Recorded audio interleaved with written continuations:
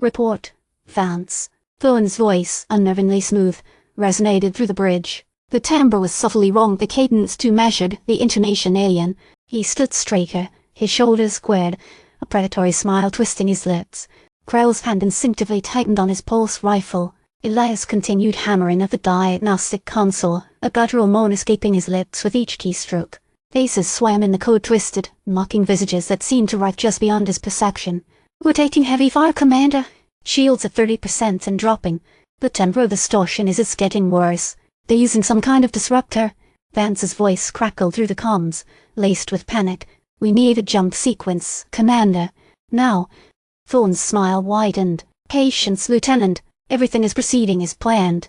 He turned to Krell, his eyes gleaming with an unsettling light. "Prepare the hybrids, Lieutenant. They are eager to participate in the game."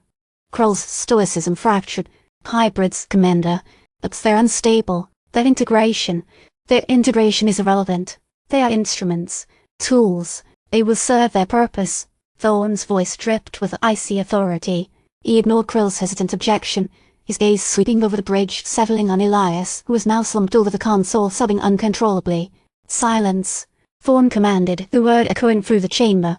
The room fell deathly quiet. "The game has begun."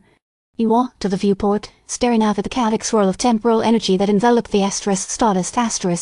The cavalier itself pulsed with an unsettling rhythm, the colossal eye looming in the distance, its gaze seemingly fixed on Thorne.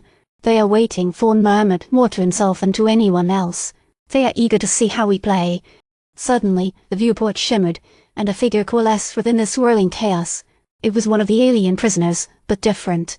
Taller, stronger, its features subtly altered. It regarded Thorne with an expression of almost unsettling reverence.